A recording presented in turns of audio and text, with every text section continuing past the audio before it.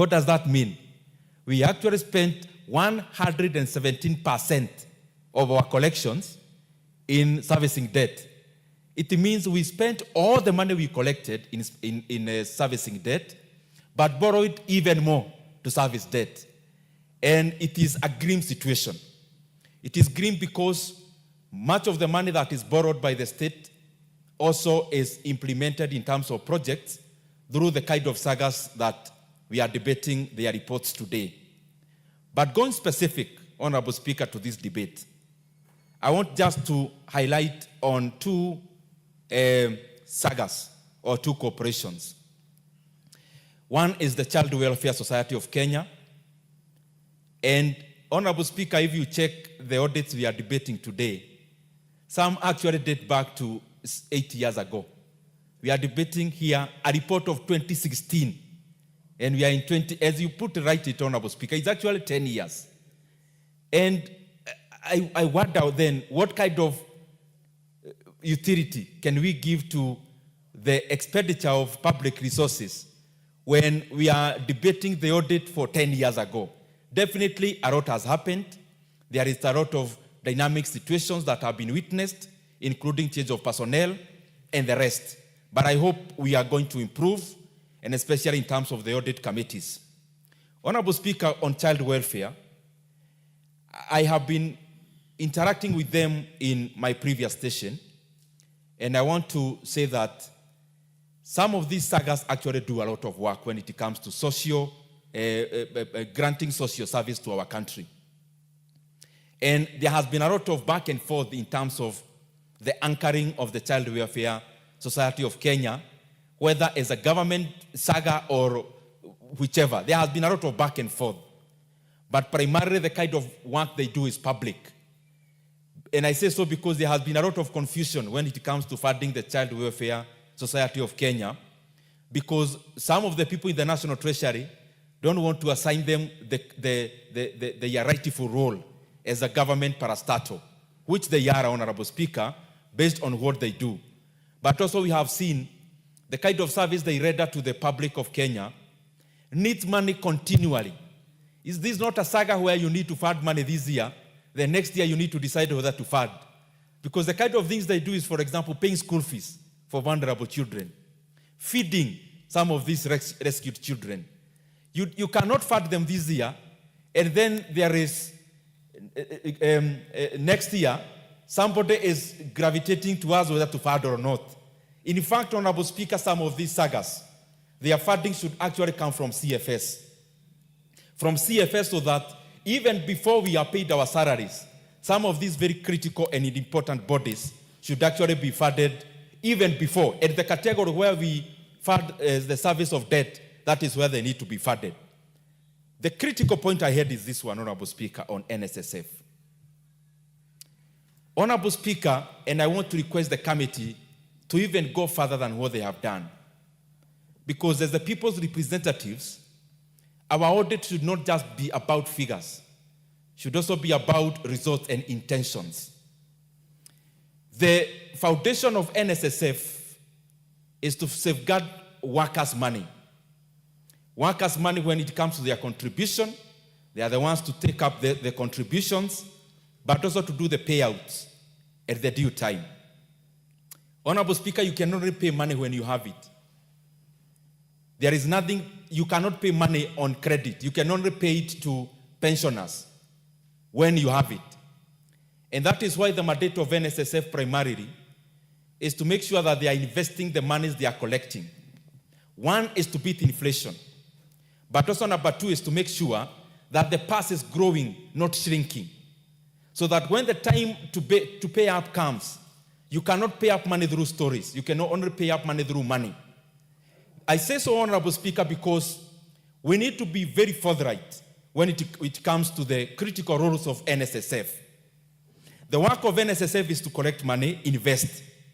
One of the areas they need to do is that, and to always have in mind, is that they need to have a commercial mind in all the endeavors they make in terms of investments. And in doing so, NSSF money, because these are contributions by Kenyans, even in those investments, should go towards investments that are also helping Kenyans even as they work, even as before they wait for retirement. So that you actually beat two birds with one stone. You are serving them now with their money, but also the money is growing so that when they need the money is actually available. Honorable Speaker, that calls for diversity. NSSF, you look primarily in Kenya, they focus on T-bills, they focus on treasury boards, they focus on the market, the equities market. And they are predominant when it comes to purchases of shares in the Nairobi Securities Exchange. But Honorable Speaker, they need to broaden further. As a catalyst of an economy, if you look at, for example, the capital markets in the US, there are critical funds I keep mentioning here, for example, private equity funds, venture capital funds. And NSSF is at a very vantage point, Honorable Speaker, to be able to even establish those kind of funds.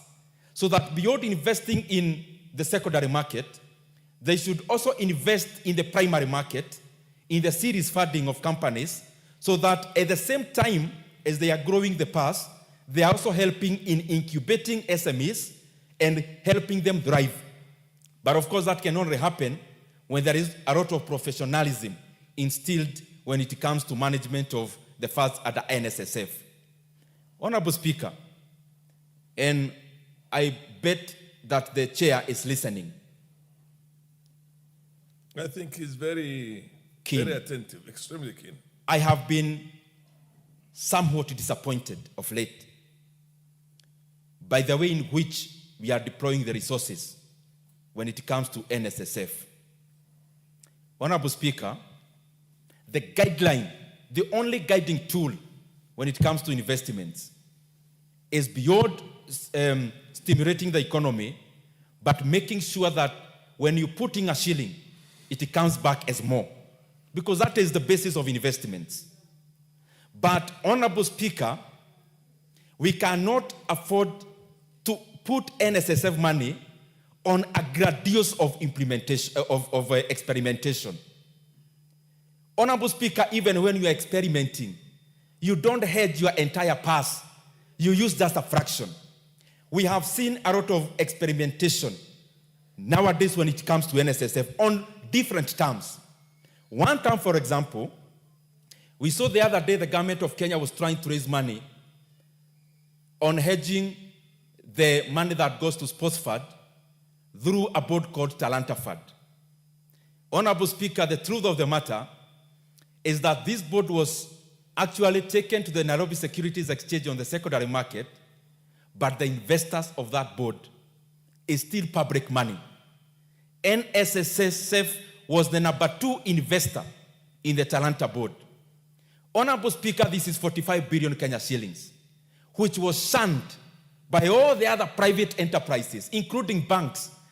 Private banks in the private arena never invested in Talanta board, but NSSF money found its way there, around 10 billion shillings. I don't think that was prudent.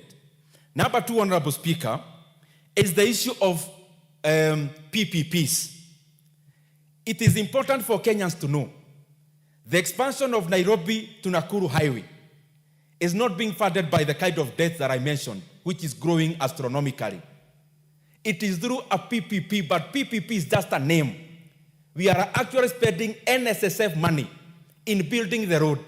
And then we are telling NSSF that they put toll stations, they recover their investment through tolling. One, it is wrong to toll Nairobi-Nakuru Highway. It is wrong economically to toll it because it is not economically viable to toll it.